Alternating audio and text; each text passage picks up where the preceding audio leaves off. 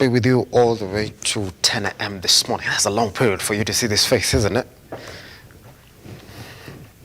Good. Let's talk about your dailies this morning. Start with the Daily Nation. There's a conversation here about a potential azimio split. Karua Kioni front new political outfit. And this is what they're saying. The particular story is being covered on our page 5. So you go right there and see about this azimio split. I don't know. They're dubbing it Kamwene Leadership Forum. The new formation to champion the interests of the Kenya region has started gaining traction, apparently, according to them, after Azimio failed to name a member from the Populars region to the National Dialogue Committee. That story covered on page 5. There's a particular story here on Westgate attack, 10 years on, 4 days of hell. For Lenku, it was a baptism of fire as the Westgate raid made him the good man in the wrong job. Read that particular story on page 7. There's an audit here on intrigues behind Chiloba suspension as CA boss. An audit of CA's mortgage scheme cites the Director General for conflict of interest after applying for and approving his own mortgage, as well as being both buyer and seller in transaction. Covered on page 5. There's a famous hitmaker, Malandis, Kenya, right? Roger Whittaker, who is died at the age of 87. For those who listen to proper country music, you know what it is I'm talking about with a particular story of the life of Whittaker at page 3 of the Daily Nation. That's it. All right, let's cross over to the Standard. Same story here. Why Chiloba was shown the door. It took a 25 million loan to Kitale Hillmost Limited, which the CA board and the Audit and Risk Assurance Committee says is solely owned by Ezra Chiloba. All right. Audit also blamed suspended CA boss over valuation of property by 64.47%, resulting in a mortgage of 25 million shillings instead of approved 16,720,000. Chiloba, is also accused of clearing exiting staff without reviewing their mortgages, causing the authority the financial exposure of 20.8 million. Good. With that particular story then on pages 6 and 7. On Business Standard, there is a story about how there's an alarm as July's money supply falls by 419 billion. That particular story covered on page 17. Russia goes after Wagner Africa Power. Story covered on page 20. And there's a story here that if you want to read, you want to read it. It's about sports. Champions, Man United clash with the Bayern. Really? Clash with Bayern? Clash. Yeah, clash with Bayern. You only clash with your equal. I don't get it. Anyway, that's the only game to watch tonight. If you want to be entertained, then Man United and Bayern face off at exactly 10 p.m. Yeah? 10 p.m. local time. Do you want to waste your 2 hours of sleep? You're welcome. For now, we take a tiny breather. Once you come back, we're looking at our news this morning. Online at Lookuptv, across all your social media platforms. I am Simba.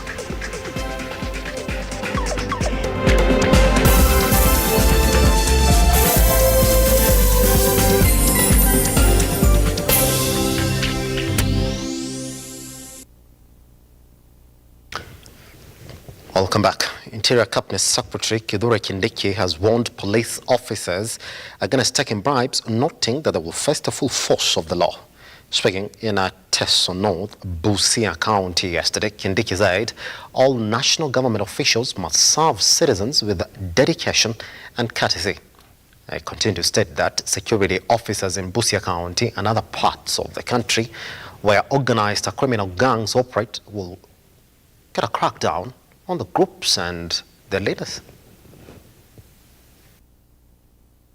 The Cabinet Secretary for Interior Kithure Kindiki spent the better part of the day in Teso, Busia County. During the visit, the CS presided over a series of development projects, among them the opening of Teso North Sub-County Headquarters and operationalization of Teso Sub-County, while promising to create more administrative offices to bring services close to the residents. Mulikuwa na Sub-County mbili, Teso North na Teso Central na Teso South, lakini kutoka leo Sub-County ni 3. Kufika hapa leo ni kusherekea pamoja na nyinyi, na leo nikitoka hapa ninawaachia the first Deputy County Commissioner for Teso Central.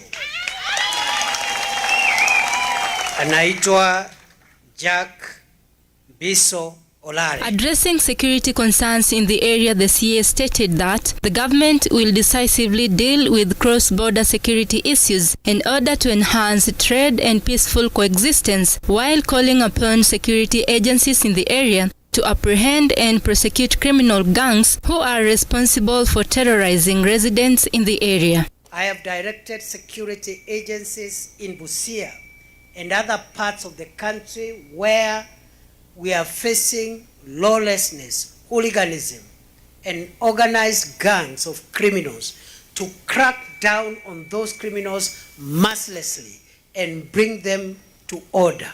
The CS, however, stated that the government will prioritize dualling of the Eldoret-Bungoma-Malaba Road in an effort to ease congestion in border towns, reduce traffic accidents, and to boost trade between Kenya and other East Africa Community member states. Mambo ya hii barabara yetu kubwa ya kuunganisha 4 sub-counties.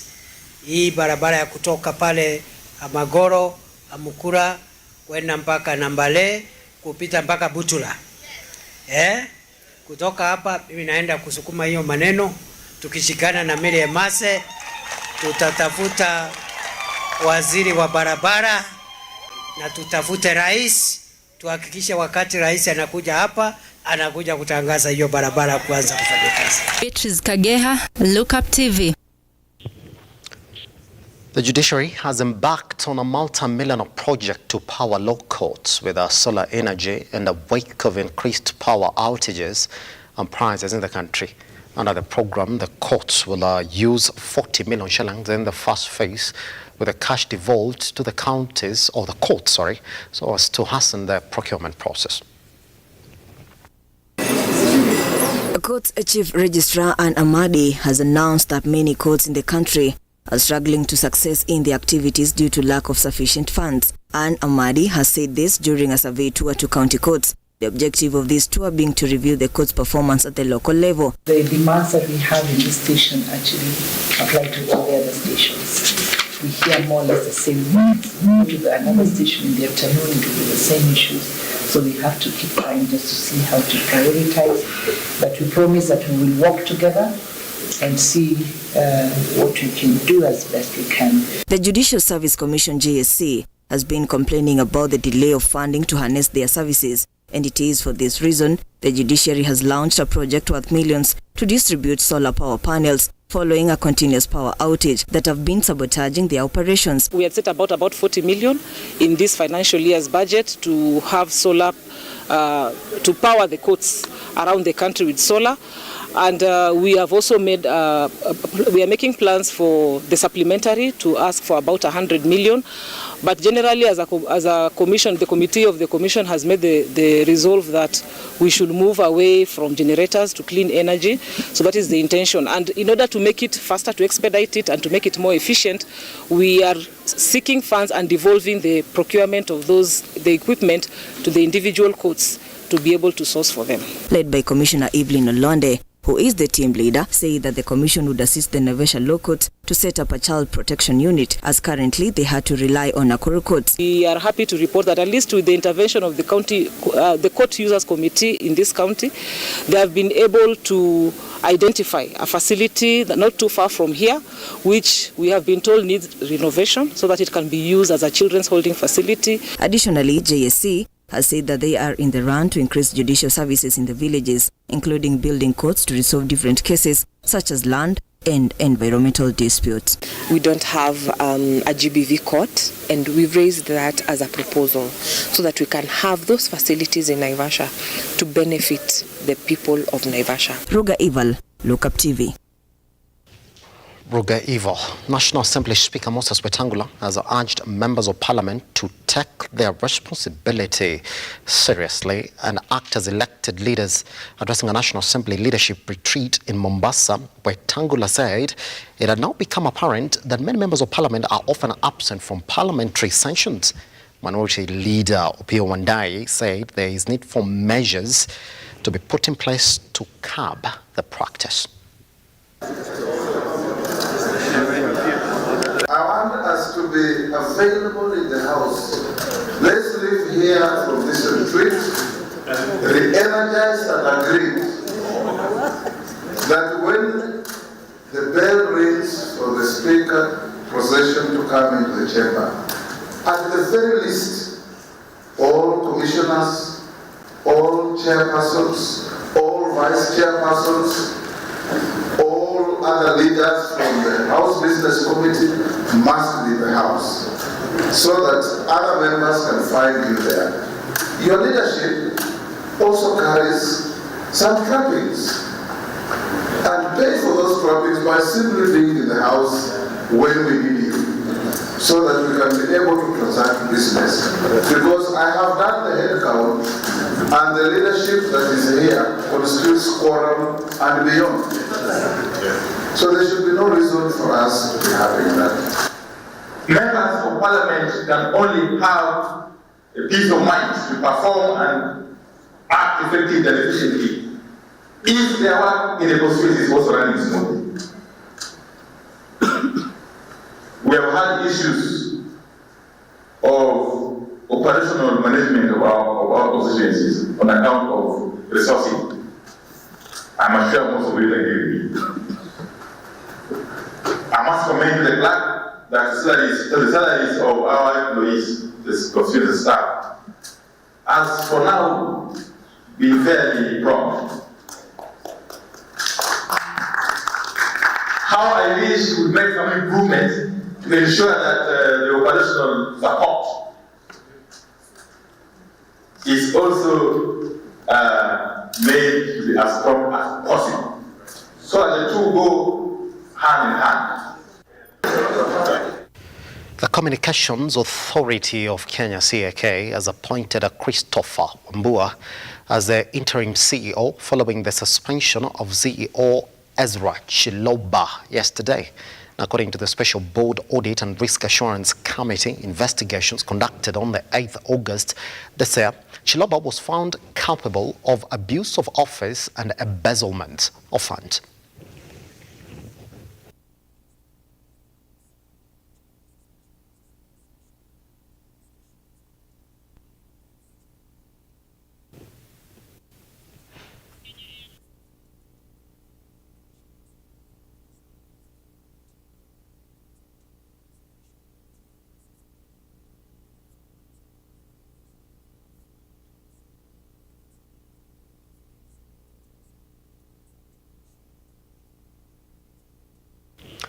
At least 8 people have been confirmed dead following a military plane crash at a Boni forest in Lamu County. A report from KDF has revealed the helicopter was on a routine patrol in Huloko area known as one of the Al-Shabaab hideouts. Police have launched investigations to ascertain the cause of the accident.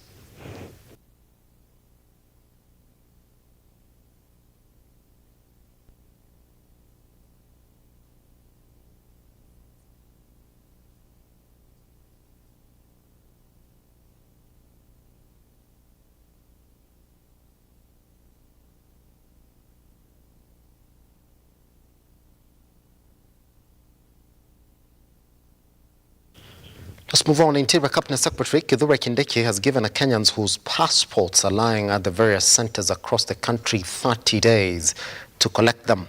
Speaking During the launch of the Rapid Results Initiative at immigration offices in Nyayo House, Kindiki noted that over 87,000 passports have already been printed and are ready for collection.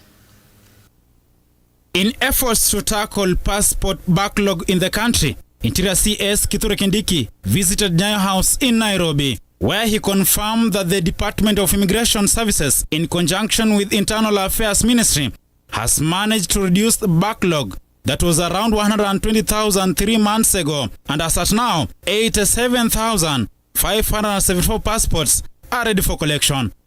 Here at Nyayo House and within the regional offices of immigration, 87,574 passports, which must be collected within 30 days, commencing 25th of September 2023. Kindiki says the government will gazette from 25th September a period of 30 days for Kenyans to collect their passport. He noted that failure to pick passports within specified period will force government to destroy uncollected passports and the applicant forced to incur penalties on fresh application. This period of notice will start running on Monday the 25th of September 2023 to allow members of the public receive adequate notices as to the availability of their passport, the office where that passport is lying, whether in Nairobi or in the regional offices, and the notice to collect that passport. The CS further stated that every Wednesday, effective 25th September, government will publish names of applicants and location of collection of passports across the country. We are going to publicize or to publish every Wednesday starting tomorrow all the applicants who must collect their passports the following week. Alo Dagail, Lookuptv, Nairobi. Let's talk about the conversation this morning, and I want to start it like this so that now we have a proper perspective of what it is that we're talking about in as much as hard economic times are concerned. Good. There's a story here on the Standard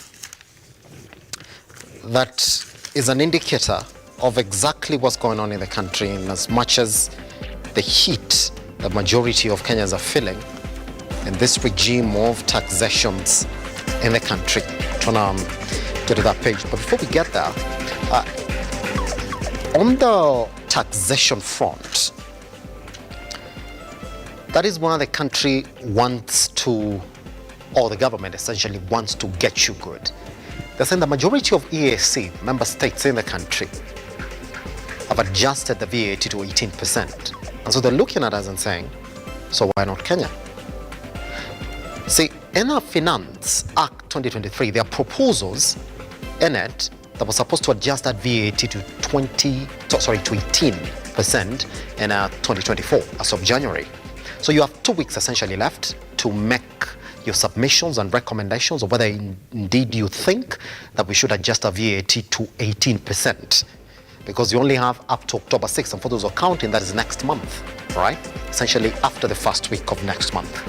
So that gives you 2 weeks at most to make your proposals. But if you look at the data by KNBS, it shows that the liquidity for majority of Kenyans stood at 5.1 trillion against 5.5 trillion last year. So if you essentially then put that into perspective, that is a 419 billion lack of or gap.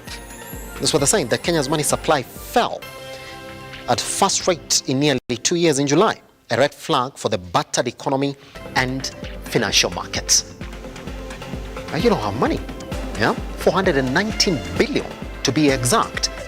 We're going to talk about this, but once we come back, we'll be understanding exactly what the government is getting at in terms of their collections. What we do know is that indeed KRA is reporting increased collections, but again, on the back of that, they're reporting revenue stagnation also at KRA.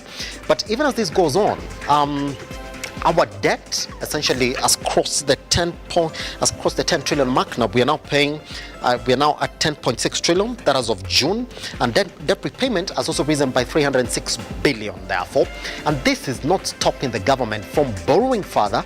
They're saying in the next financial year they're going to borrow 864 billion in 2023-2024. Our debt repayment each year now is at 1 trillion. Officially. What does it mean once we come back right here on Lookuptv?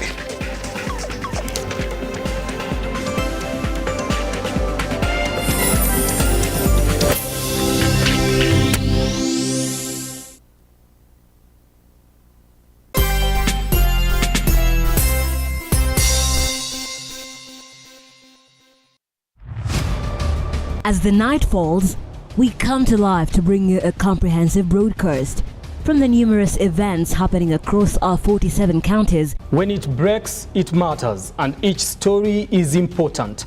If it's Thursday, join me, Nancy Lima, and my able panelists as we break down the law jargons and analyze the Constitution in a way only you can understand.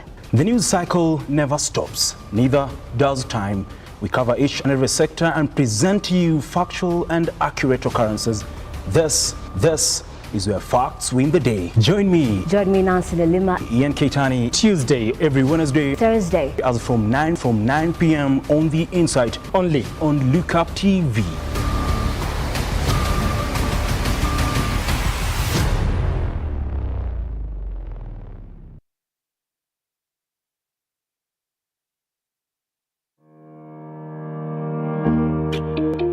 Hi, and welcome to Tujenge Home.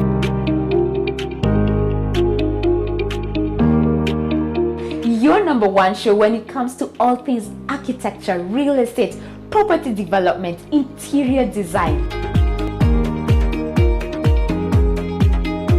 You get it right here on Tujenge Home. When the food is ready. You want to serve them? Dinner is served. Let's go. Let's go.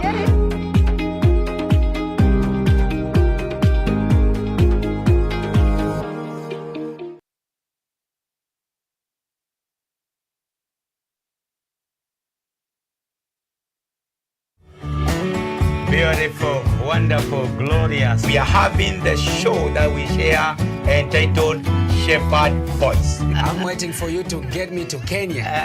That's what I'm waiting for you. God is the source of every blessings that flow into your life. And I know that God is going to bless you and to do a new thing. Pray.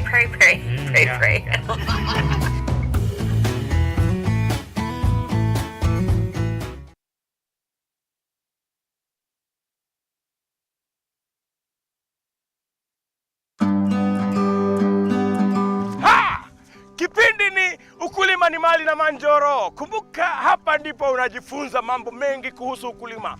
Kilimo ni uti wa mgongo wa nchi, na ukiwa na Njoro unajifunza. Kumbuka, angalia mwenyewe. Tunakuambia ukitaka kujua tips za ukulima, ungana na sisi kwenye Lookuptv. Every Sunday unatukuta pale saa 10, tunakuonesha kuhusu ukulima. Ukulima wa mimea, ukulima wa ng'ombe, ukulima wa kuku, ukulima wa mbuzi na yote ambayo yanahusiana na ukulima. Kumbuka nini? Kipindi ni ukulima ni mali.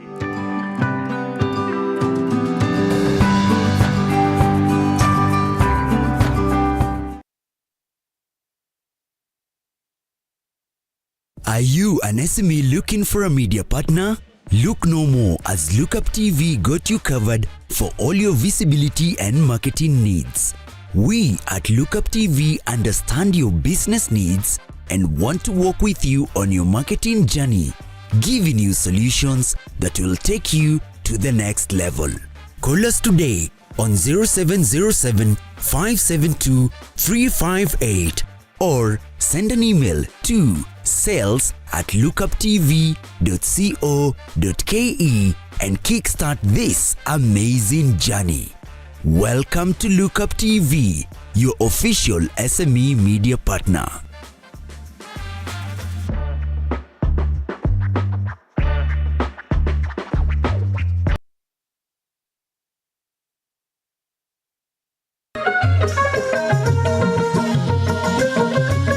Karibu mtazamaji kwenye kipindi cha jamii na itikadi. Kaini kitako tuna mengi. Mapenzi yanapoanza watu huitana bebi na majina mengine matamu, lakini baadaye penzi linapogeuka na kuwa shubiri, mtu anafikia kwenda kumtafuta mke mwingine. Itakuwaje? Yule wa kwake nyumbani labda hajamridhisha. Ni sawa ama vipi Maliki?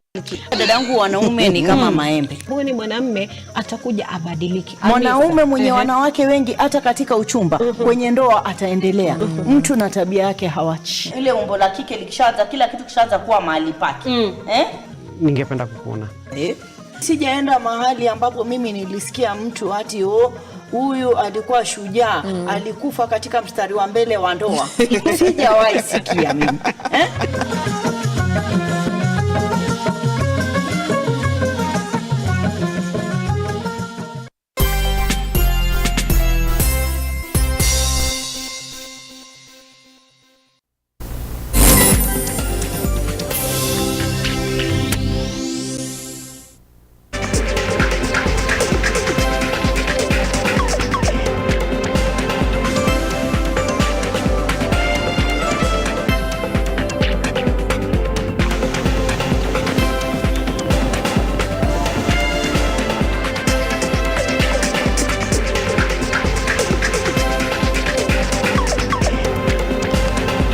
Right, welcome back to Lookuptv. My name is Simba Kiage. You are watching the Morning Drift. There's just a lot that we're gonna go through for the next 2 hours or so, painting a picture of where we are in the country in as much as the economy is concerned. Yes, indeed, the cry is out loud. The majority of Kenyans feel that the cost of living is an area that the government needs to touch on. But then when you look on the side, there have been conversations from key government officials on what the plan for that particular area is, and yes, those conversations never stop. If you then take out some of the comments that we've seen from CS, Trade, Moses Korea, that have really got a lot of people crying, Chilchir as well, then you will say, indeed, things are not as they are. Good. When you look at where we are, even when you're talking about inflation, for the very first time in many months, we're back within the limit for the Central Bank of Kenya. And indeed, if you listen to the CBK governor, he's saying, well, indeed, that particular tightening of interest rates is indeed bearing fruit. Fine. For us, is to look at the hard economic times. And we're going to start from an area the majority of you do know very well, that the government touched you tough. VAT, essentially on petroleum products in the country, fuel. And if you do know very well, or you've just come into the country, we are buying fuel at record prices in the country. Never crossed the 200 shillings mark. We were warned. We are deep within it now. For those who are buying petrol within Nairobi, you're buying at 211 shillings and 64 cents.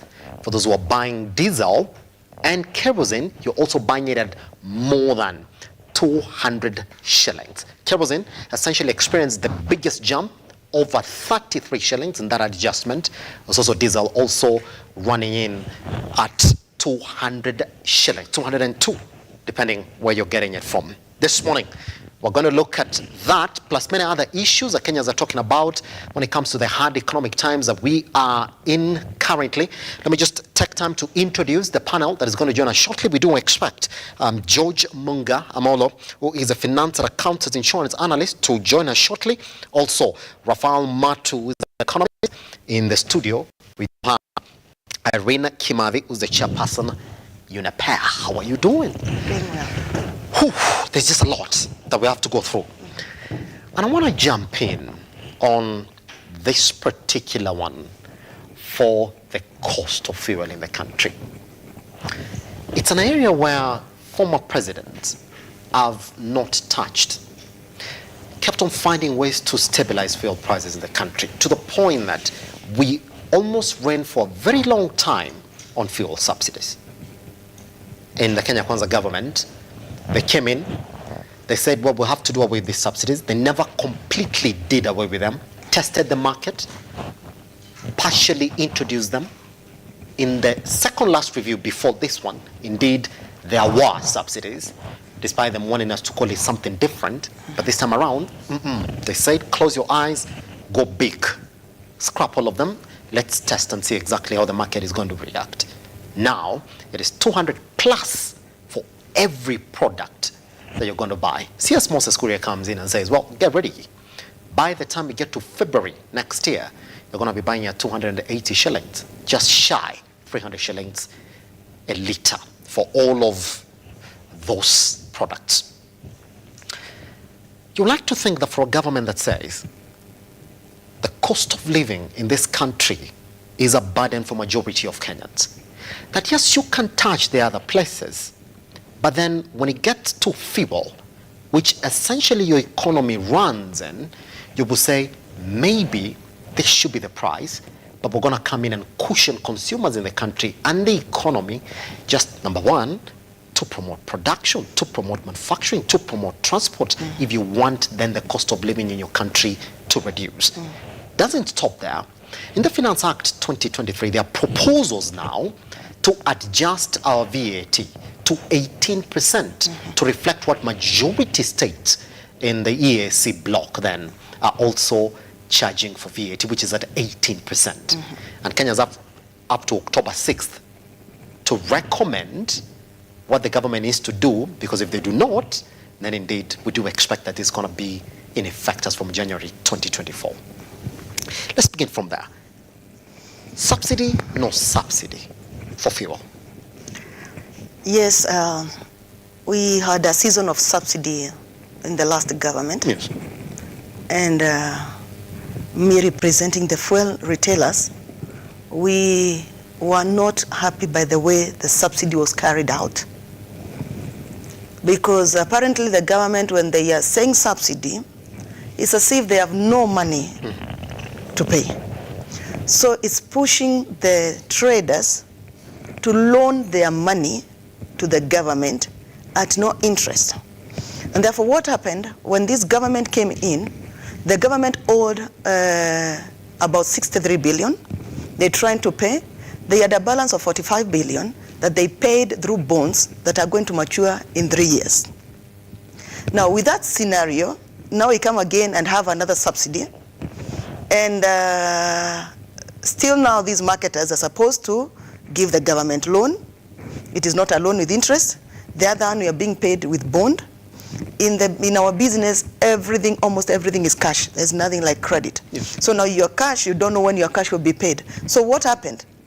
The marketers or the wholesalers decided they are going to sell their product at the retail. So they'll sell even to the retailers that don't ship in fuel at retail prices.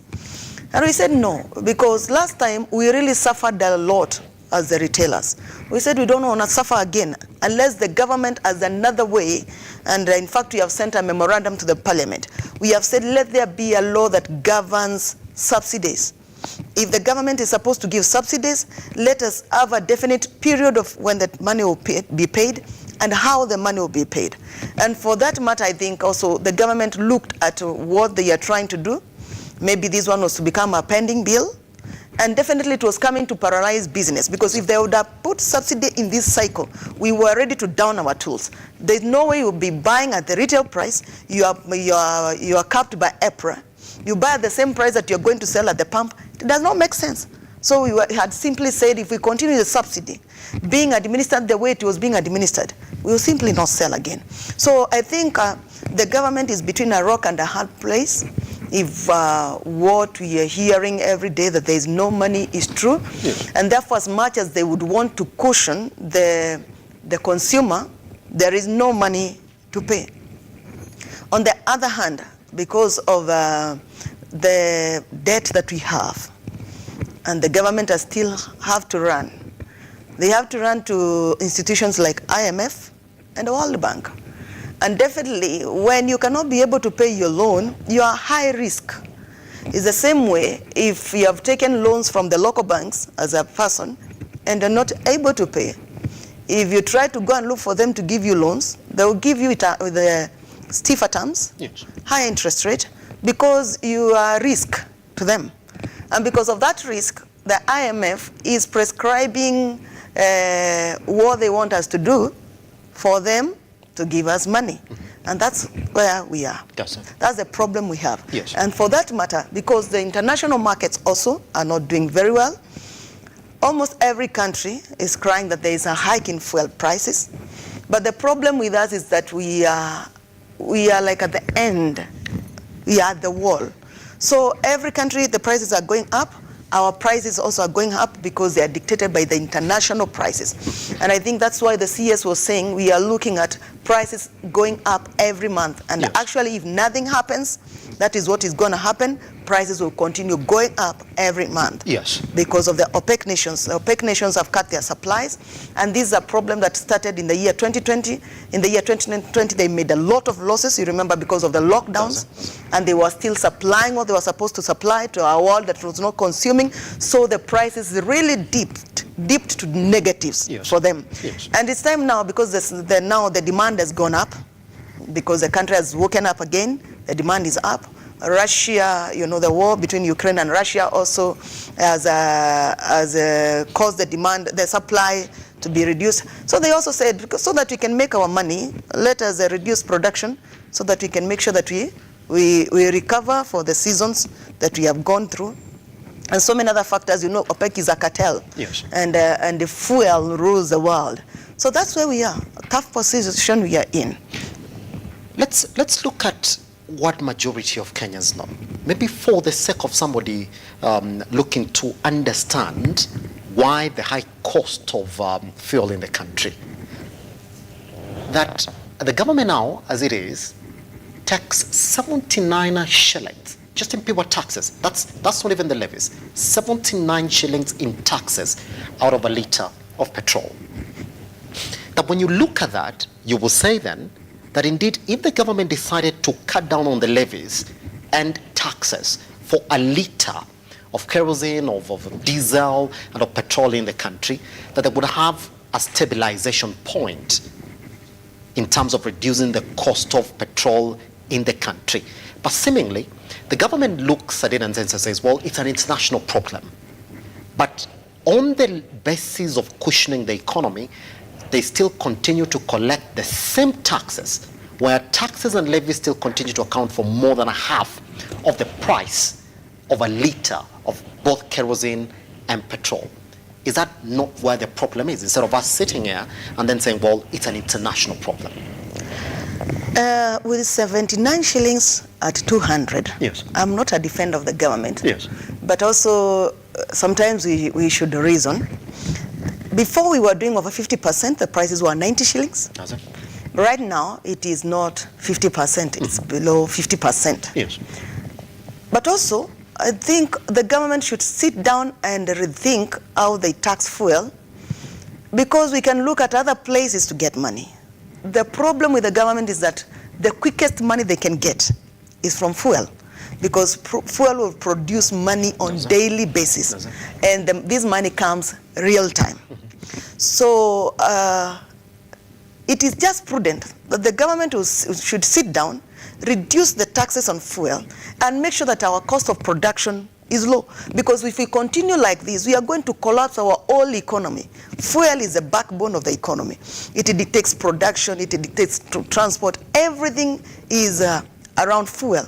So as you're saying, I think the government should sit down and just forgo some of the levies and some of the taxes, and also tighten on the pricing formula. Like, for example, you have allowances on losses at the pipeline and all those things. Let them, where the government is involved in the importation and of fuel, let them tighten up, let them behave like business people, and make sure that they minimize costs at all costs, so that also we can reduce the cost to the consumer. Also, there's the issue of the dollar. You know, we buy in dollars, and as the price of the dollar, as the shilling is falling, looking at the dollar, it means that cost is still being passed to the consumer. So there's a lot of monetary policies that should be looked at, and the government should now take things seriously. Yes. Also, I would request us to make sure that our environment politically is stable. Because every time we have mandamanos and political instability, it also contributes to all these things that you see. Everything that we do as Kenyans, some way or the other, is intertwined to the way our economy works. So it is not entirely a problem of the government, but also I think now the government should be very serious, especially concerning taxes. Because right now we are being overtaxed as business people and as every Kenyan. Yes. Right now, my employees, they have to pay as you earn. I have to pay NITA, I have to pay for NSSF, they have to pay for NHIF, and they also now have to pay VAT for everything they buy. And my margins, as a fuel dealer, the government is still giving me the same margins. My employees need me to increase their salary, because what they were earning last year cannot run them. It's supposed to run them half of the month, not full month. So you look at them, you wonder how are you going to motivate them? Yet you yourself, whatever you're earning, is still the same money that you're earning. Because remember, in our sector, we are given margins by the government. Yes. And also look at the bank interest rates. Defaults are high, so the bank will always want to earn more money to cover for the defaults. They are also increasing their interest rates, because they want also to cover their costs in a rising cost of living. And for the business people now, you have to borrow money at a higher interest rate. You have to produce at a higher rate, because remember also the transport. We have transport is also dictated by EPRA. Yes. They have not increased the transport rates. I am using the same transport rates, yet my transport cost now is double. How are we supposed to survive, Simba? Because I really do wonder. And when our leaders say expect harsher times, I don't know if they are thinking that somebody that is living on less than $1 or $1 a day, $2 a day, that is the average. That's the average. This person is supposed to pay rent, eat, pay school fees, and the government also wants to tax things with education. For heaven's sake, we are going to kill our people. That's the only conclusion that I can say. And therefore, I want to think the government now should bring minds together and sit and think. And remember again, we leaned so much on the loans of China. And definitely we know IMF is also a political banking institution. Yes. They will still give us stringent measures. And if what I'm hearing is true, they are also proposing that we increase excise duty on fuel. If that one is increased, yes, you can expect we'll buy at 300. Just still on the issue for fuel. And this is a question that maybe would also help somebody looking at you this morning and listening to this morning understand that when we're talking about the international fuel prices now, majority of Kenyans have been digging deep on exactly where we are, which is the price of a barrel, and they know it's less than 100. That's where it is now. It is in the levels of 2019. That's where it is.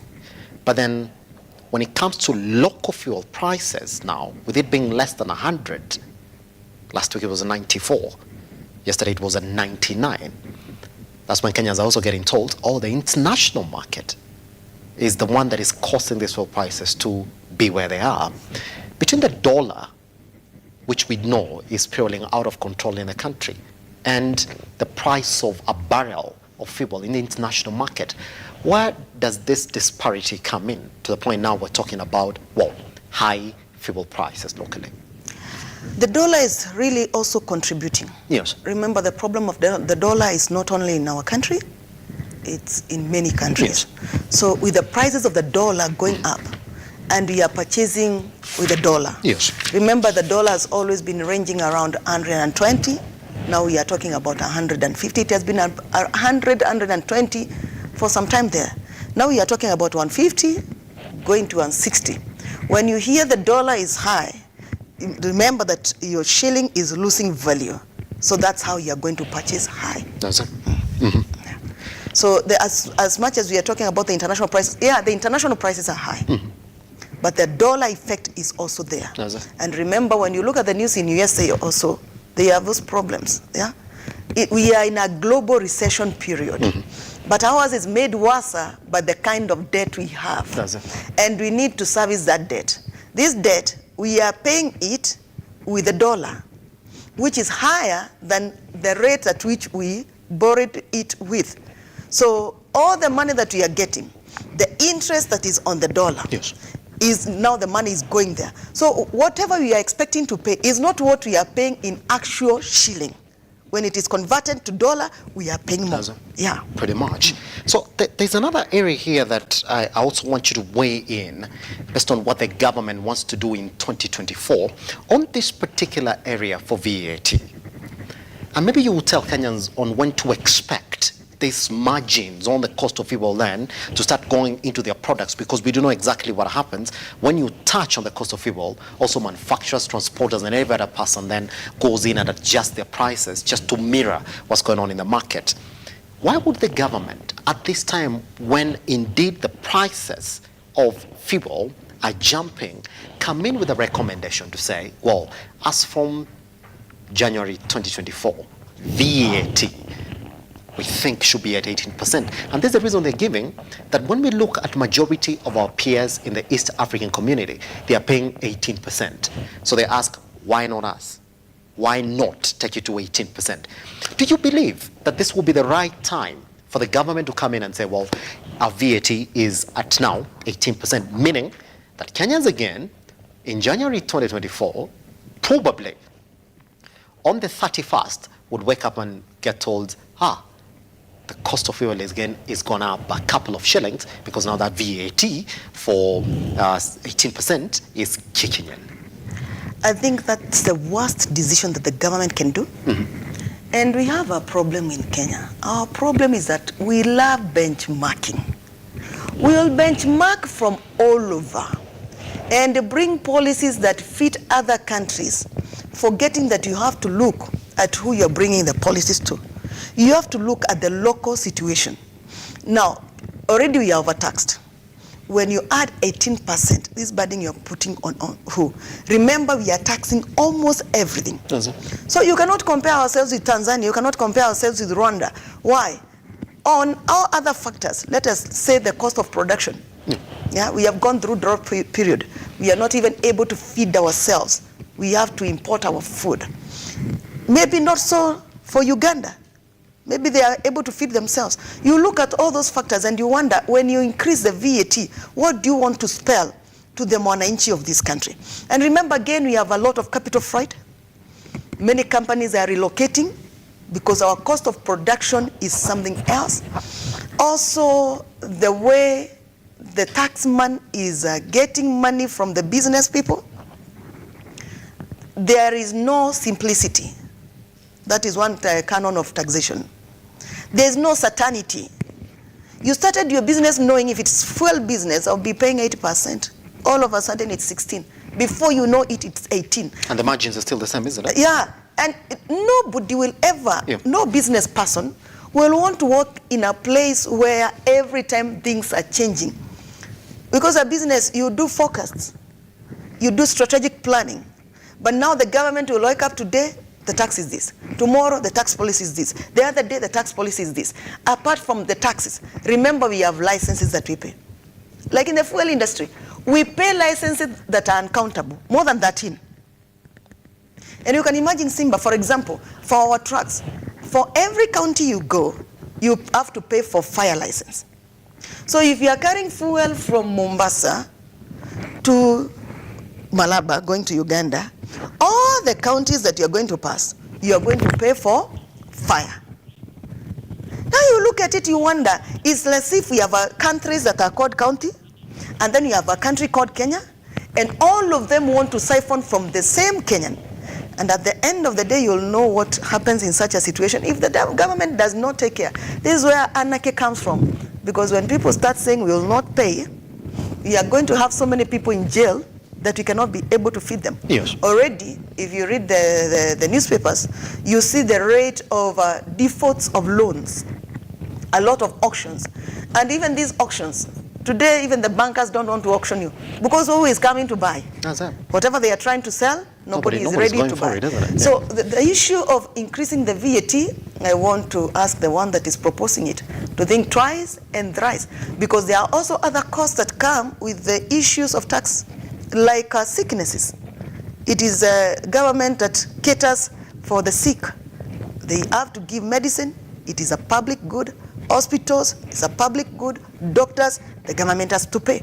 So you might be taking money with this side and spending it wrongly on the other side. Because when these people don't have food, malnutrition, when they are stress-related diseases, we are talking about mental illnesses that are on the spike. On everybody, practically everybody, yes, but especially on the youth. Now, when we continue pressing them and pressing them, it means we are losing our people to effects of things that we are doing without thinking. I think it's the time that the government would start thinking of other austerity measures. There's a time that you tax until there's nothing more to tax, and that's where we are. So what do? You cut on spending. And that's the problem with politicians, because nobody wants to hear they cut on spending. The thinking pattern of politicians is that we, as the citizens, just want development. But it is development at what cost? Even you, my brother, in your home, if you don't have money, you'll tell your child, even if I usually take you for swimming, for now, just swim in the basin. Does it? There is no money to go for swimming. Does it? And that's what these guys should tell us. Yes. We don't have money for development. Let's cut our costs. Let us remain with just paying the salaries. Because if we continue like this, we are going to cut jobs. Already we are cutting jobs in the private sector. Yes. These are our people who are going unemployed. What does it mean? It means we increase on insecurity. And already there's a lot of insecurity. In my business, I've never seen a time where every time you hear reversals of M-Pesa, someone fuels, reverse. Fuels pays with M-Pesa, reverses. Because there are hard times. If we continue like that, crime goes up. We have to invest in crime, in mitigating crime. So these are the many factors that also the leaders that we have, yes, who are politicians, should sit and bring themselves together and say, now, let us have lean spending. Let us just work on paying our debt and paying for the most necessary things, like paying for salaries.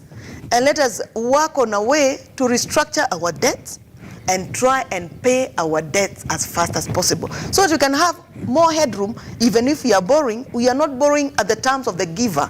We are borrowing at our own terms because we are able to sustain ourselves. Yeah. Pretty much. Once we come back, by the way, from this break, then some of the issues that we're going to look at, which Irene is going to help us put into proper perspective, which essentially is going to show us where we are as an economy. If you go back to July, there is a very important headline that you have to know this morning, that money supply in the banking system fell by 7.54%. In fact, they were saying that indeed, if you put that in monetary value, it is at 419 billion shillings, which essentially did not go into the banks or come from the banks to the economy. In proper perspective, up to July, it was only 5.5 trillion, all right? That's last year, to 5.1 trillion this year. Essentially showing you then that when it comes to economic activities, when it comes to people looking for money to go into business, they did not go for it. showing you that indeed there was a liquidity challenge in the economy. When it comes to liquidity, that's essentially people saying, well, get money for what? Or I do not know where this money is, because then majority of people have not either bought their products or services. Once we come back right here, we're going to put that into proper perspective, but also what it means when now the government's debt repayment is at 1 trillion. Officially now, we pay 1 trillion in terms of a debt repayment. Once we come back right here, we're going to put that into proper perspective, and also the question probably that Irene is going to help us answer.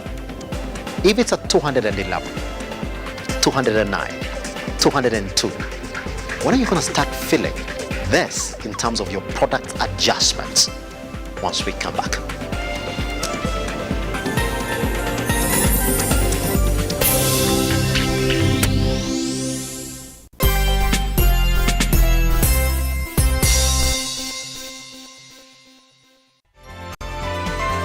Infinity Industrial Park is one of the largest private industrial parks located along Eastern Bypass, Nairobi, which provides modern infrastructure for smooth operations for industries and business enterprises. Infinity Industrial Park offers world-class amenities and facilities with wide roads, a police station, a power substation, fire station, public transport stage, hospital, and shopping mall. In addition, Infinity Industrial Park also offers CCTV cameras, 24-hour private armed security patrol, sewer, water, fiber optic cable, and 3-phase power connection, added to public utility, canteen, and dining areas. Sail on the golden opportunity to invest in Infinity Industrial Park fully serviced warehouses at a special price of 3,569 Kenyan shillings per square foot. For more inquiries, visit our website infinityindustrialpark.com.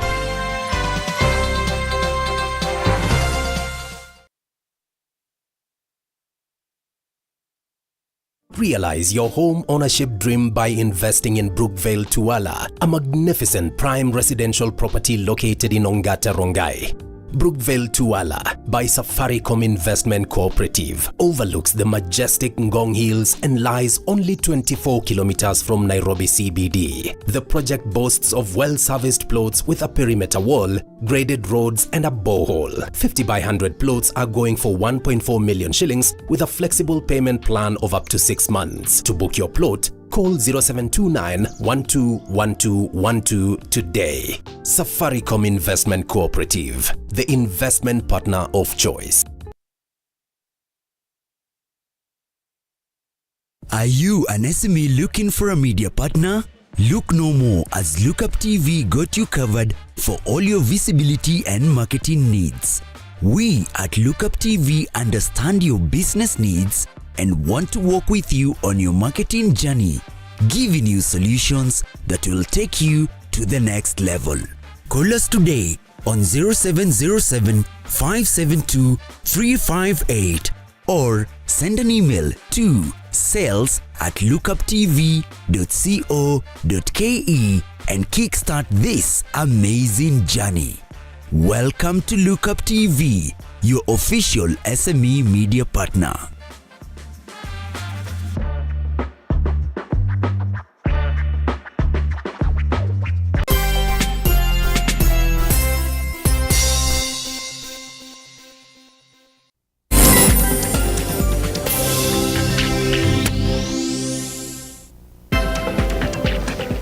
You are watching The Morning Drift. My name is Simba Kiage. What we're talking about is the hard economic times that majority of Kenyans are now facing under the new taxation regime by one President William RUTO and his government. Good. It doesn't stop there, really, because then if you have been following this conversation, I'm really saying, well, there's things that you can't just tax because you can tax. And for those who know, the Finance Act 2023, by the way, is not in operation fully, majority of these taxes are going to keep on coming until at a time when we're again going to start talking about appropriation of this particular Finance Act. Now, we do know that there's one pending bill that is just about to get passed, the NHIF one, again, that will see you contribute further from your paycheck to the healthcare sector in the country. This, as the 16% VAT, is just about to be readjusted to 18%. Now, let me tell you some of the proposals again that are in that particular appropriation bill as from January 2024. Now, landlords in this country will be paying 30% of their income. And they're saying this would essentially be matched with corporation tax in the country. And you don't know what that means, that immediately they start paying a 30%, then they'll come and talk to you and tell you, you see, now we're paying a 30%, we got to increase your rent just a little bit, because the government is again here asking us to pay more money. Now, for those people who are supplying products essentially to schools that are not essentially in the curriculum, areas around swimming pools, if you've got an aviation class in your school, you're also going to be heavily taxed. So majority of this will come back at you and tell you then, indeed, you're going to raise your school fee again, because the government is now taxing these things that are not essentially in the curriculum. So if your kids are going to good schools that have anything extra, the government is going to come in and rein in on that. Good. That's where we are. All right. Now, Irene, somebody is asking this question.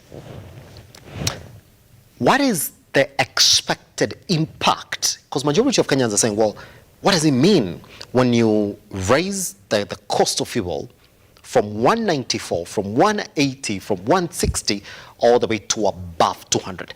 When are they likely to start feeling this impact? And if so, where? Definitely, we have started feeling the impact. Today, almost everyone is crying. There's no money. You are also talking about the cash flows. I don't know how we are trying to mitigate the theft that happens in this country. On the other hand, I don't know how we are going to mitigate the stress that comes along with the collection of taxes. Yes. Because basically when you see people not following the money systems that are there, for example, they are not banking. Yes. It means they are purchasing cash, paying everything cash, because they don't want to risk for the KRI to follow them. And therefore, there are so many things as Kenyans, and the systems that collect money and the systems that spend money should look at. You know, the person that has a fair paycheck, and mostly the people that make policies. And this is what we have continued saying. Most of the public participation we have is just rubber stamping. These people, they have their policies they want to pass, like you saw with the Finance Act. They know they have to pass it. So even if we public participate, they know what they want. But now I would want to request, let them listen to Kenyans. Because they are the guys who can tell you, if we squeeze here, government can get money without us being strained, and if we do this, government will not get money. For example, in our sector, we are telling them, collect the VAT at the source, so that we stop straining business with the issue of withholding VAT. Because in our business, when we withhold, for example, for one truck of 10,000 liters, you're supposed to withhold 34,000. The person that you're withholding from is making like 2,000. We withhold 34,000 and wait for the government to repay. This person will definitely refuse to sell to you or go to another business. So you know there are tax laws that are undoable. But then you find the taxman is not keen with moving with the conditions. That's why I said again, let the government operate like a business. The way the business is sensitive to the environment, the money matters, let the government also work like that. Now, as you have said, we have property tax, we have income tax. And I remember the other time I was here, Simba said, we need tax education, because it's like the government expects everyone to be an accountant. And the taxman just wants the much that they can get from business people. And it's becoming a very difficult time for business people, because when the taxman comes, he has authority to say, you owe us this much. That's why you hear in the news someone was owing KRA 400 billion, and then they pay 11 million. Yeah? You wonder, what did they look at?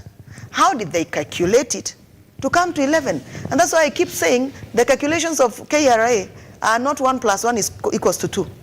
It's 1 + 1 is equals to some amorphous figure that they come up with. Yeah. Before you try to mitigate and say, okay, this figure you're giving me is not the right figure, you have gotten sick, you're spending money on lawyers, you're not concentrating on your business. And that's how you're saying, let our taxation be simple.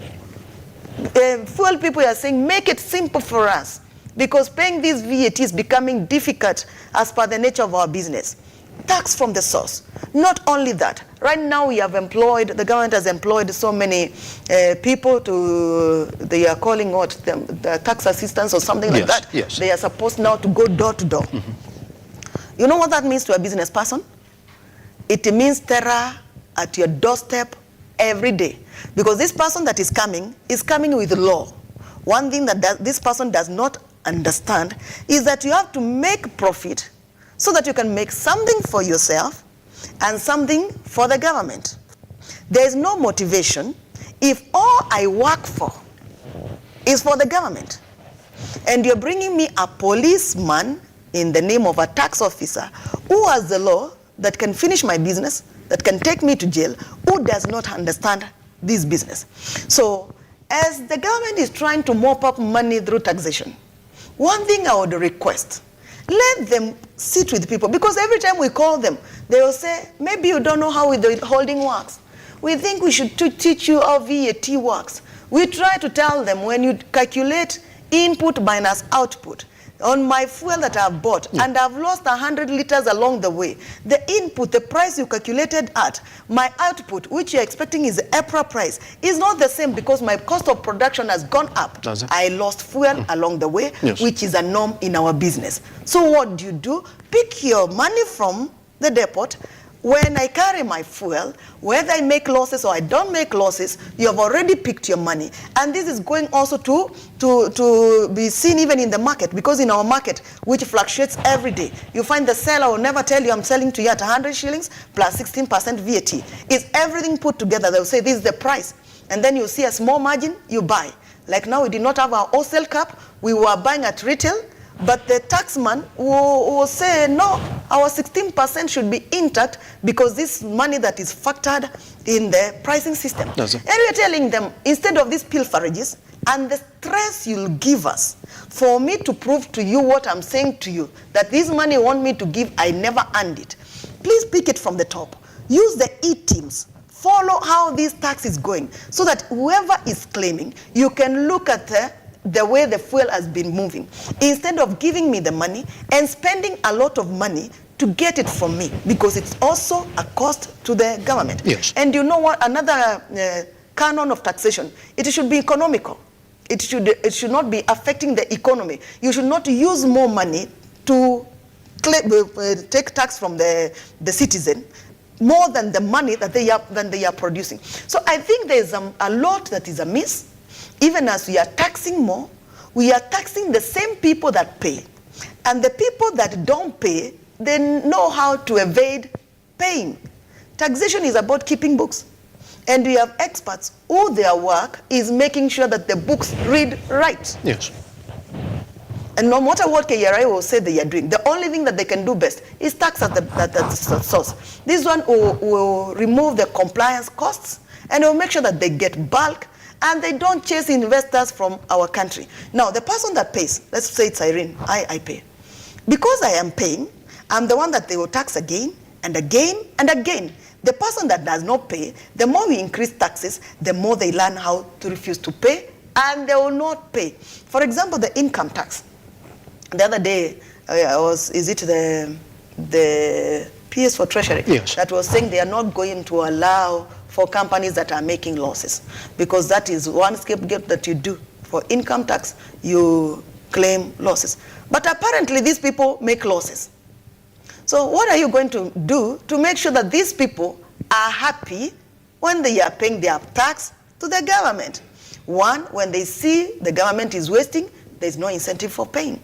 Number two, when you have taxed them for everything, their cost of production is high. You might think they are claiming losses. And maybe they are making losses. For example, like now, many people will make losses.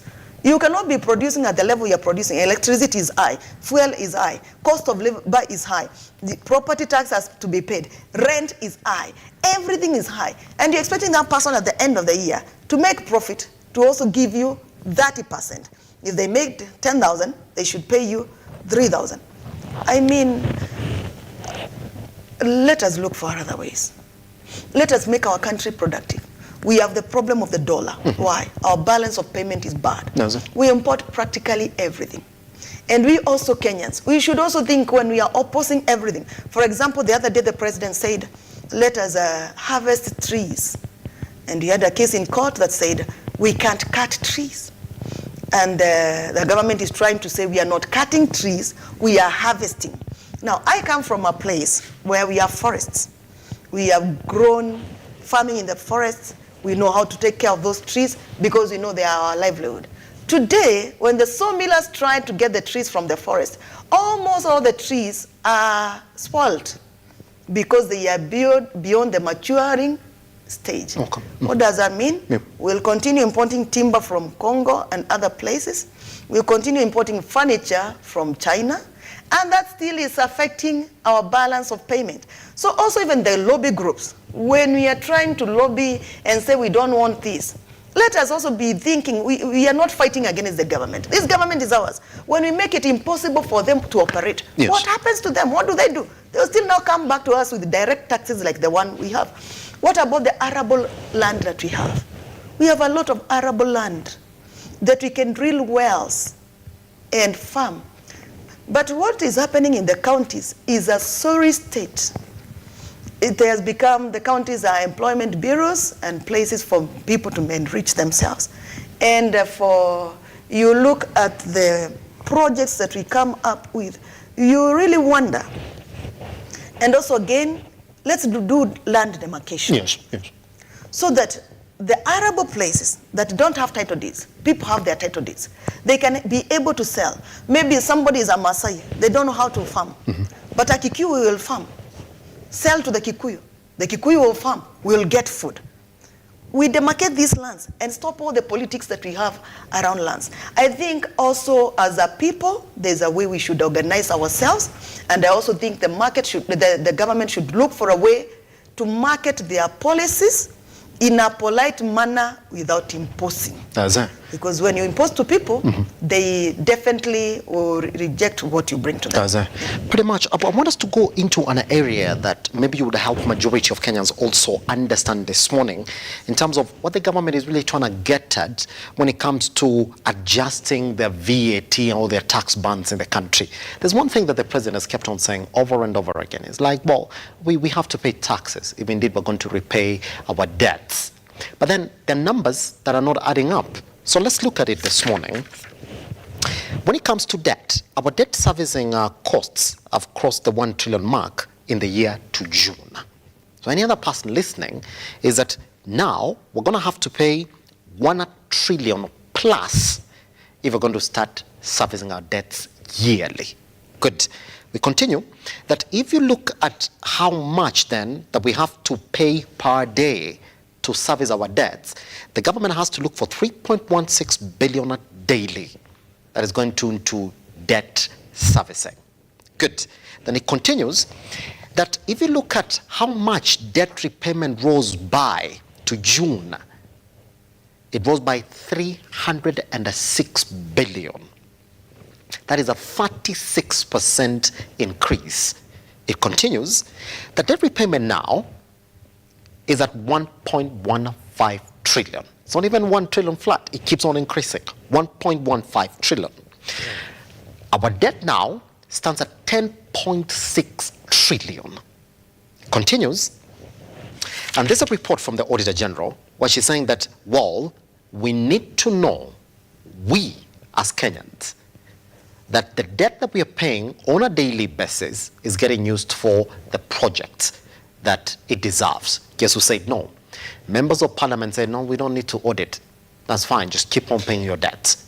This report continues. I said that some of the challenges that we are facing as a country right here, number one, is sparking inflation. It's neither here nor there.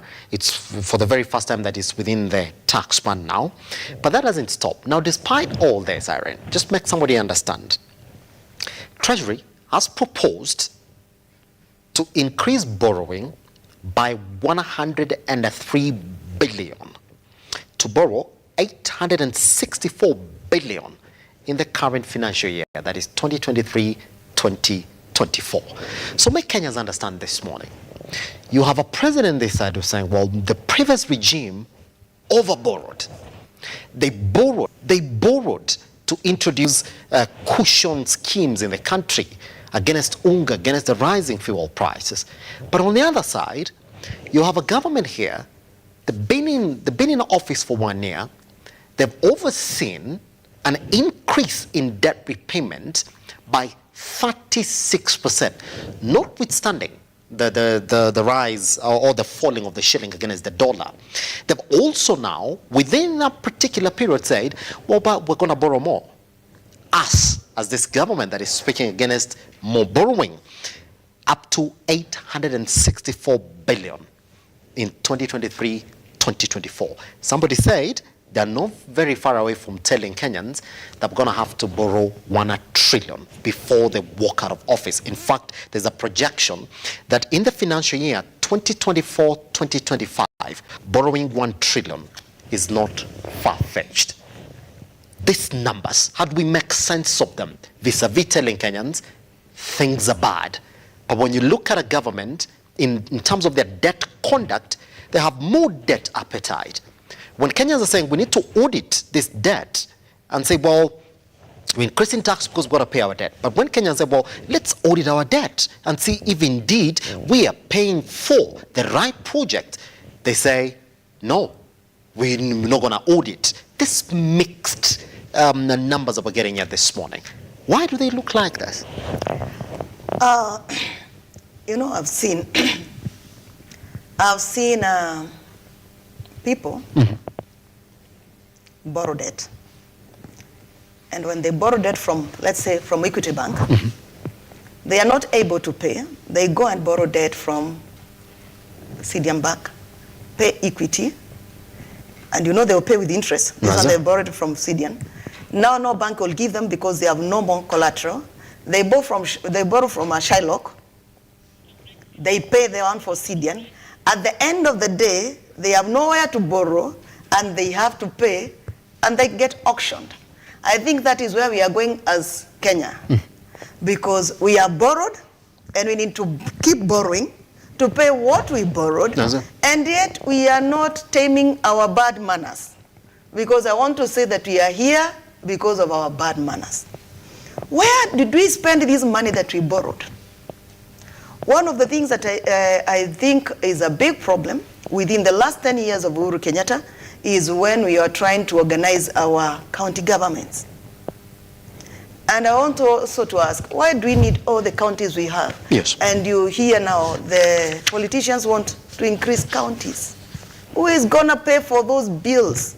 And who is going to cover for all the pilferages and the theft that is happening in the counties? We are trying to work on that. Number two, let's talk about the government. Now, because I'm not in a position to know exactly how the balance sheet reads. Yes. If you're the president and you need to run this country so that it does not fall, and you found it with nothing, you need to keep running it amidst so many people that want the government to fail. And you know, when you choose a president, it's for your political stability. If that president does not do well, it means all of you don't do well. Now, you're the president, you need to make all these politicians keep quiet. Yes. So if it is money for the counties, you have to pay. If it is the MPs, you have to pay their allowances, you have to pay their money, because if they start making noise, you're in deep trouble. And you don't have that money because there was no money initially when you came in, and therefore you have to keep borrowing money. Now this cycle, I don't know how far we'll go. And I think this is what is translating to the ruthlessness that we see on collecting taxes, because they are trying to look at every short-term way of coming out of this. Yes, but then now I come back and ask, the guys that were making these policies and borrowing these debts, when we hear there is no auditing, how do these leaders think we feel? Because we are the ones that are bearing all the pain. It is people at the ground that are sleeping hungry. They are the ones that have to walk long distances to go to work because they cannot afford transport. These people that make policies, they have big cars that are fueled by the government. They sleep in good houses that are paid by the government. Simba, sometimes I wonder, we Kenyans, if we have become savages of each other. Because every time, like I'm talking now, tomorrow I get a seat to make policy, you find I've just changed. I'm a different person, I'm talking different language. Yes. I've forgotten how life was down there. We go up there to eat. I want to request all the people that are in authority to make sure that they look at the pilferages that we are having in terms of stealing. Because that's our major problem. And it is painting us very badly. When you see even the institutions that are supposed to give us money, they are giving us measures that are beyond. Because they know we'll just get it for some few people to eat. When we hear that money was stolen from the central bank, and the people carried it in bags, who are those people? Are they ghosts? Because if they are human beings like me and you, I want to think that they should be made responsible. And I usually listen to other countries, and I remember a person called Jerry Rawlings. Yes. He was president of Liberia, I think. And when he came to power, he brought all the corrupt people and dealt with them ruthlessly. I will not say what he did to them. I think that is where we have arrived in Kenya. The other day I was talking to the person, Mr. Oginde. He's in charge of anti-corruption. He was telling me, prosecuting these people is too difficult because these people have enough money to pay bonds, to pay lawyers, and enough money to keep eating as you do cases. Yes. So you'll never win those cases. I think we should have another approach on dealing with corruption because this is our major problem. And therefore, Simba, I want to say, unless we are able to renegotiate our debts and convince the people that have given us that we can pay so that they can be able to extend the time, then we will keep seeing more borrowing. Yes. Also, I want to say that we need audit of the borrowing that they are borrowing now. Yes. Because you can not borrow incognito, spend incognito, and they want me to pay at the time of paying. Is that what is not making Kenyans angry? That it's not far off. It's not far off. There's a very new government that has come into office. They came in with a promise that, hey, we're going to do it differently.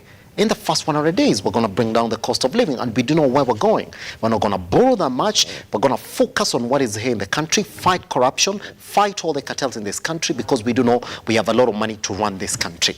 But then when you're looking at these headlines, that, hey, look here, despite what we said, we're going to borrow more in the second financial year that we're going to be in office.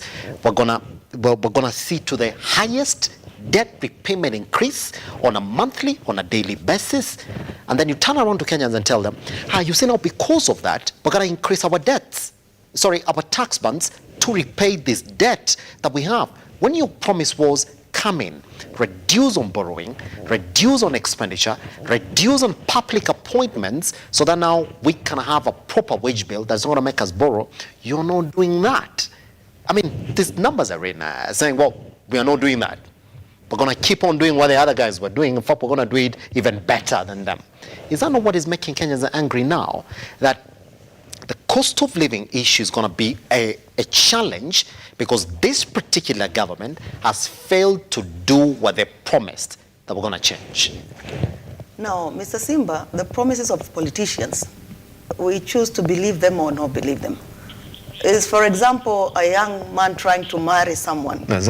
And they'll tell them, when I marry you, I'll build you mansions, I'll buy you cars. And it's up to the young girl to feel if they believe. And when they arrive, the young man might have intended to do that, but he finds it is not possible. Or he was simply lying to get the young girl.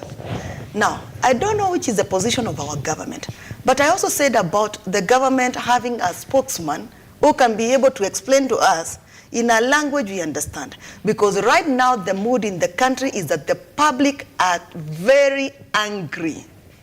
at the government. Why? Because they really don't understand why you should continue borrowing, as you've said, and you said you'll not borrow. Make us understand. When I was saying that we will not borrow, I did not know things are this much. And the things that I'm doing to mitigate what happened is A, B, C, D. But when we see the appointments that we see, also again trying to sit in, to look at the president, also you are trying to balance the political environment, because you need the government to be stable, you need to silence these politicians. It is a difficult place. Surely, Simba, when you look at it, it's a difficult place. But we also need strategists, people that will take the bull on its own and say, now we have to do something differently to rescue ourselves. Because if they continue borrowing the way they are borrowing, then it means by the end of the 5 years, one, nobody will be wanting to vote them back to office, and number two, where will we be? Today I was talking to employed people the other day, and one lady was telling me, after all the taxes that have been imposed, right now I'm getting negative. She goes to work every day. If someone is getting negative, you can be sure they are very demotivated. They are not giving value for our money, for the service that they are giving. Pretty much. Guess what? That is exactly where we are. We're still with Irene Kimathi right here, trying to understand exactly what the cost of living in this country means, some of the measures that the government is trying to put in place, and the taxation regime that majority of Kenyans are now crying that it's a bit too punitive for them. Once we come back, the issues that we're going to look at this morning in essentially how we are mitigating these issues. I've seen a couple of questions that have come in for her as well. I'm going to read them to her, get her to answer them, then come back and clear on these issues, especially on what it means then for the government telling you that they have a plan on the cost of living, but you're saying you're not feeling it. Once we come back right here on the Morning Drift questions, and those contributions, get them in at Lookuptv across all your social media platforms. I am at Kiage Simba. The hashtag is the Morning Drift. Good morning.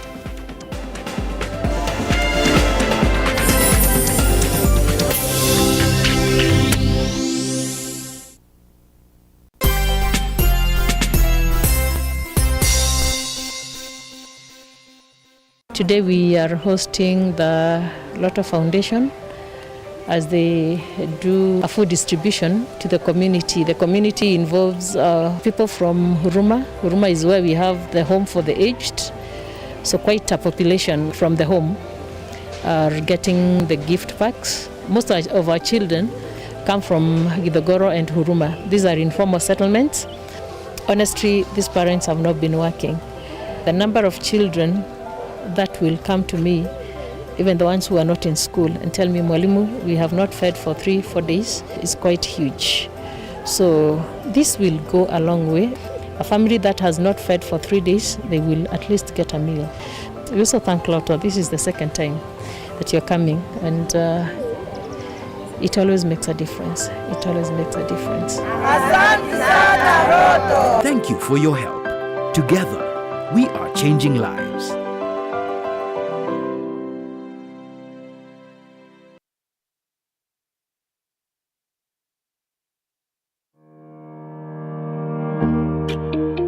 Hi, and welcome to Tujenge Home. Your #1 show when it comes to all things architecture, real estate, property development, interior design.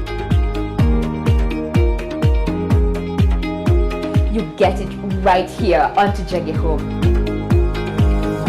When the food is ready. You want to serve them? Dinner is served. Let's go. Let's go.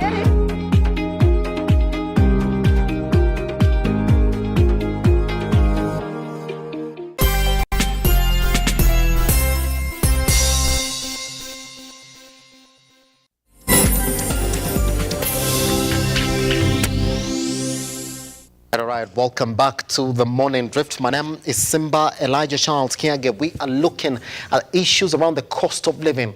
Now, the news that we are seated with right here that we have to look at, in especially how the government has been approaching its collections.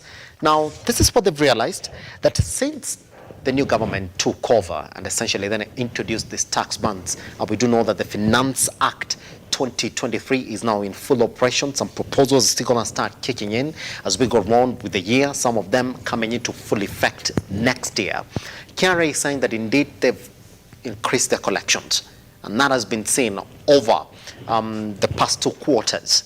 But then there's an interesting detail right there, and it's a thing that it's a tweet that I saw at Mwango Capital, and I'm going to tell you exactly what they called it shortly, that even as collections are increasing, they realized that revenue is stagnating. That you're happy that yes, collections are increasing, but you look at those bands that you're targeting, revenue is just, boom, stagnating. What indication is that for government that is essentially said, we're going to keep on taxing because we have a debt, we have development, and we have an agenda to push in this country? What is the meaning of that?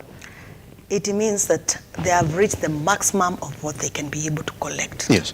You know, one legislator told me, we have reached a level where you've milked a cow. Yes. You've milked until now you cut the udder and say, now let me go and milk. Yes. Because now you don't want to milk it from the cow. It means we have milked and there's nothing else left. And therefore, that's why we are keeping saying again, let the government come up with other austerity measures, because these ones of picking tax is not going to continue working. And definitely, again, I've said about the capital freight. Companies are moving from this country. When they move with the tax. Investors are refusing to come and invest in this country. It means when they don't come, the tax that they would have paid is not being paid. Yes. On the other hand, where the tourism sector, I hope it is growing. When we mess up our political environment too, we push the tourists out of our country. So there are so many factors that should be looked at. But also, as you've said and insisted again, there is nowhere else to tax. There is nothing more to be taxed. Yes. For business people, the feeling is like we don't feel like going to work every day, because it's like we are working for the government. We are no longer working for ourselves. Does that? Let me just give you the numbers this morning so that for any other person then listening to this one would know, before I go to some of the questions that I want Irene to address this morning, before we come back and summarize this conversation. And this is what they're saying, that if you look at what the Kenya Revenue Authority collected, they collected 317.5 billion in taxes for the 2 months through to August. That's according to Treasury Cabinet Secretary Njuguna Ndung'u, who was speaking about this Friday, and he's saying that this is a growth of 13.38% over the 280.23 billion that was collected in a similar period last year. Now, this is what they're saying. The growth was, however, the slowest in 3 years, having grown 13.37% in the corresponding period last year, over 247.18 billion in July and August period of 2021. They're also saying that the growth rate in the same period in 2021-2022 was 31.42%. That yes, you're celebrating that we're collecting good money, but when you start comparing that to previous years, despite the little money they were collecting, then you realize the only reason we're getting this money is because we increased taxes. But then when it comes to revenue itself, then you're getting lesser percentages. Does that go to show that the more you increase taxes, yes, you can get the money that you want, but in terms of revenue, things on the ground, the people you're taxing, they're feeling the weight of those taxations. Is this testimony enough, Irene, that, hey, maybe this tax thing is not working? Remember, 1 trillion of last year is not 1 trillion of today. No, sir. Because of the value of money. No, sir.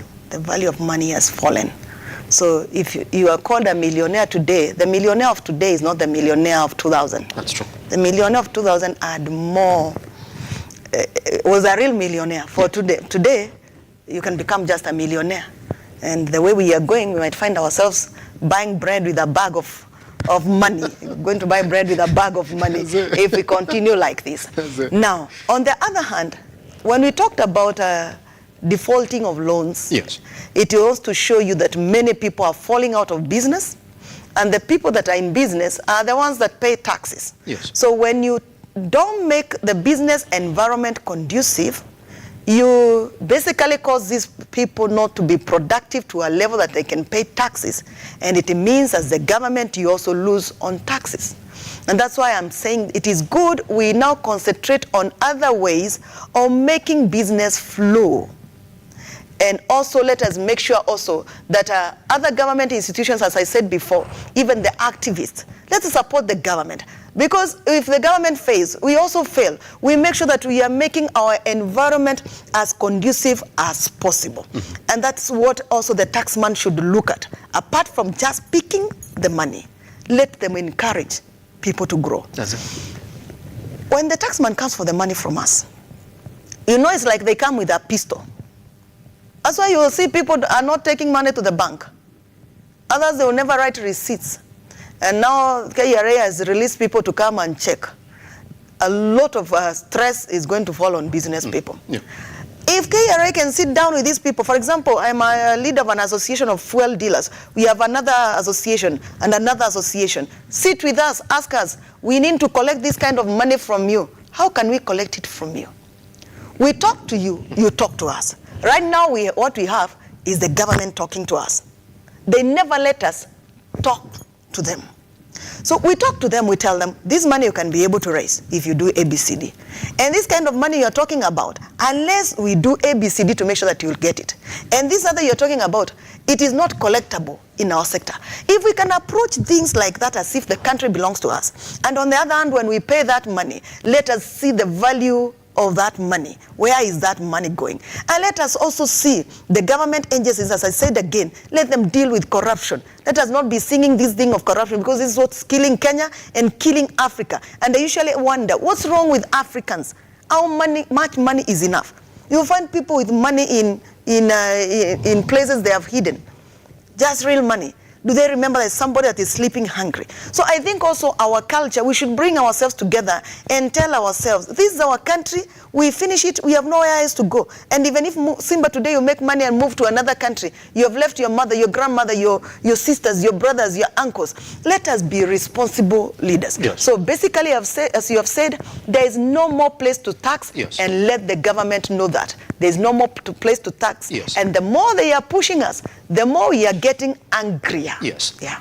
It's a good thing that we're talking about that. I'm going to be also reading you some numbers here that we're going to look at this morning. I want to put this question to you now because you've mentioned it. This is Rahil, who's watching us from Kisumu. Kisumu, good morning. Thank you very much for logging in. This is his concern, and I want you to listen to it carefully. It's saying, could you ask Irene why in some months KRA will come in and say, we have surpassed our targets by 40 billion, by 50 billion, by 60 billion. But the government never comes out once to say, now because we surpassed our collections, that money that we intended to borrow this month, we are never gonna borrow it. Continues to say, the government enlists their plans for that particular month. They go right ahead and borrow, even after KRA comes in and says, we have surpassed our collections. Goes on to say, tell Irene, that is why it's very hard for me as an economist to support this government.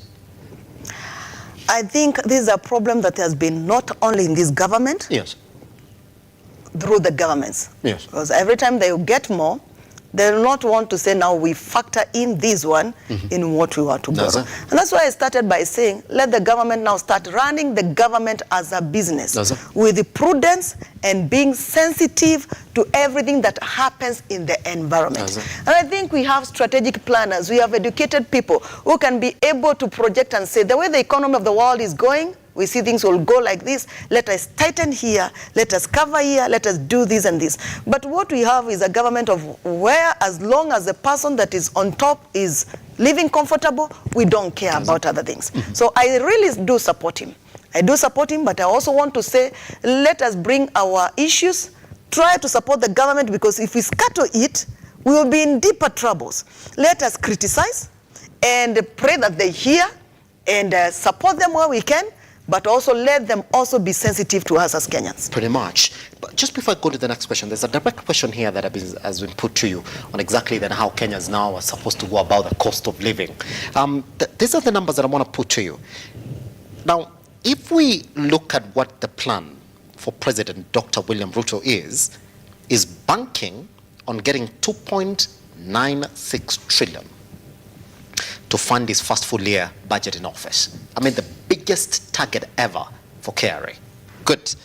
Then he comes and says that this means that KRA now has to collect an average of 207.99 billion monthly on a prorated basis to meet that particular full year goal. Let's go back to what he's collected so far in August. And this is where it begins to get a bit not supportive with what Rahil from Kisumu is saying.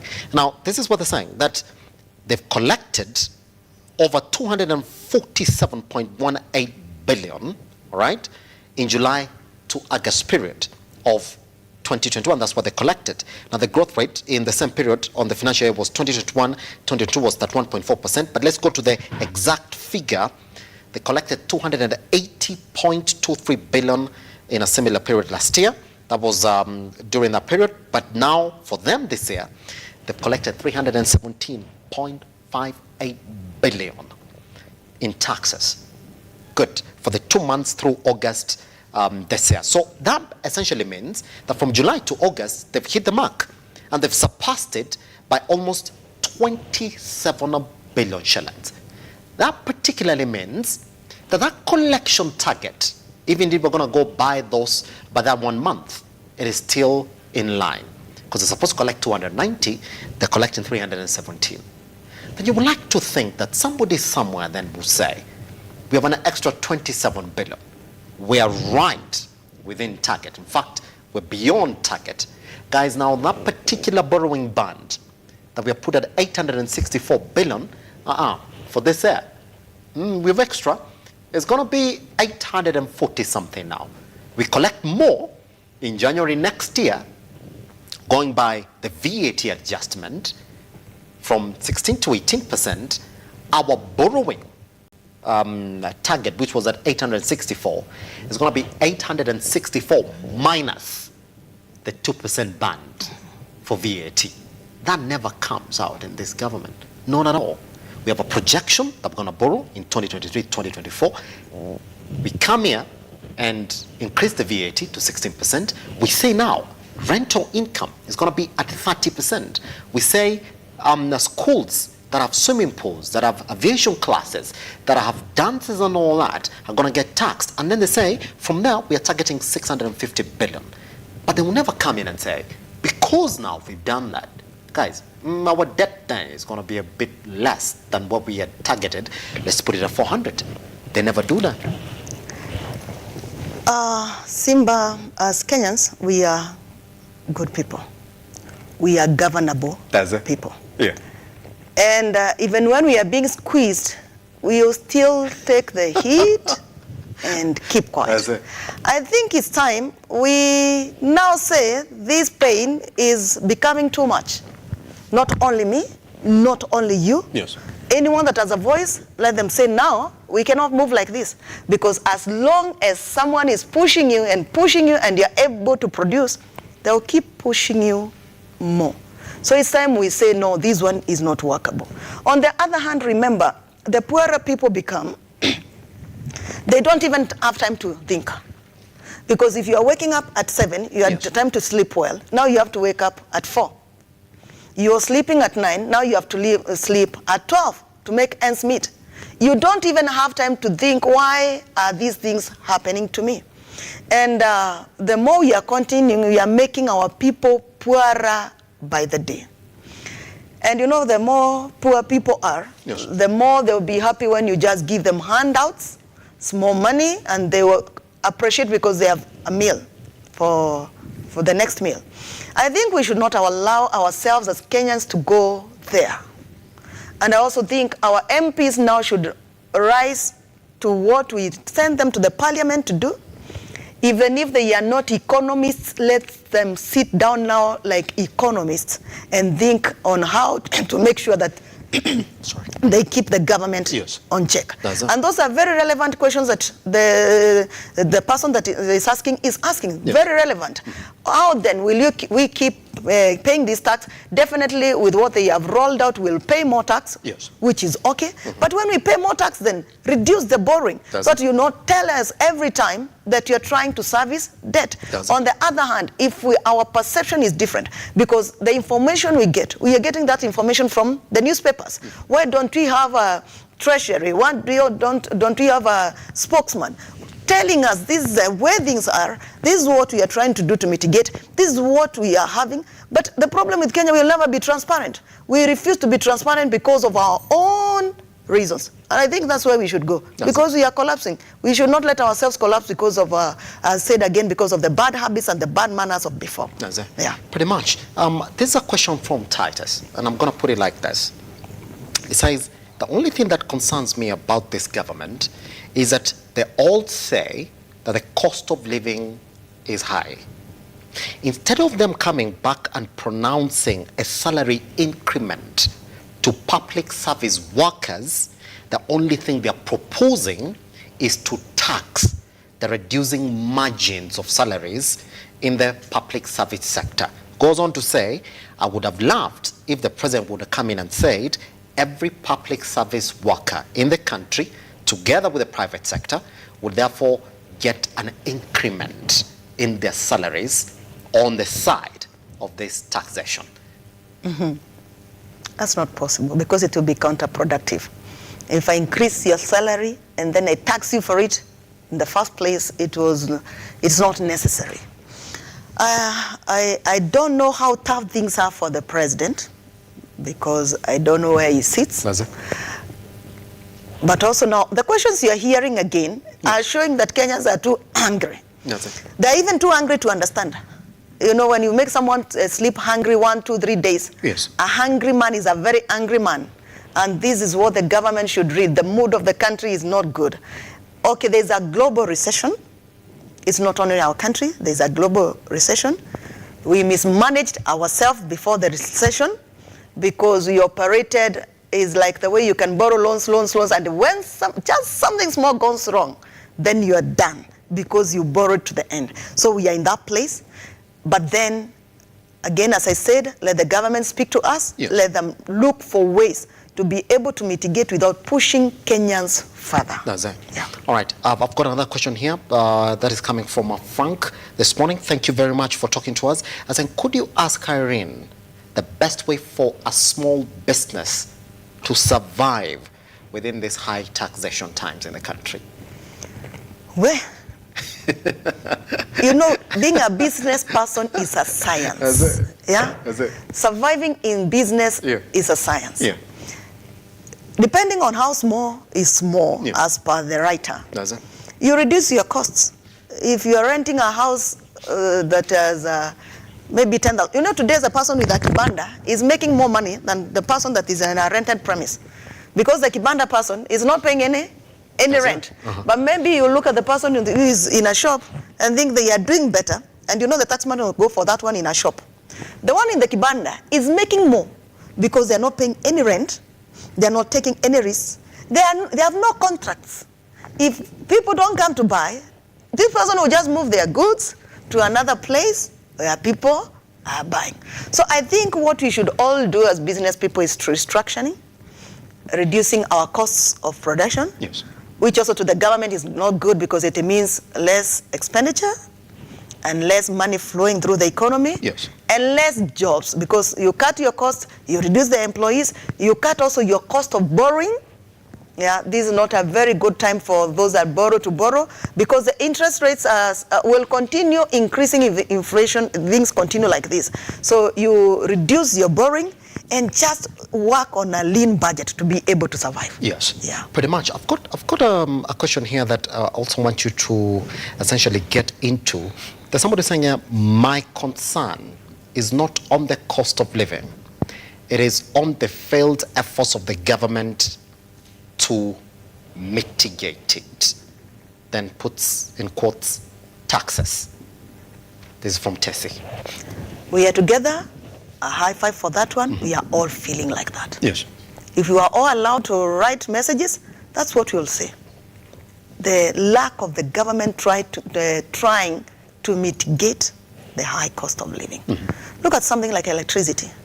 Today, the electricity that I was paying for around 8,000. Today I'm paying 24,000. On the same margins as I told you, 24,000. And yet we have so many ways that we can use to make sure that we have cheaper electricity.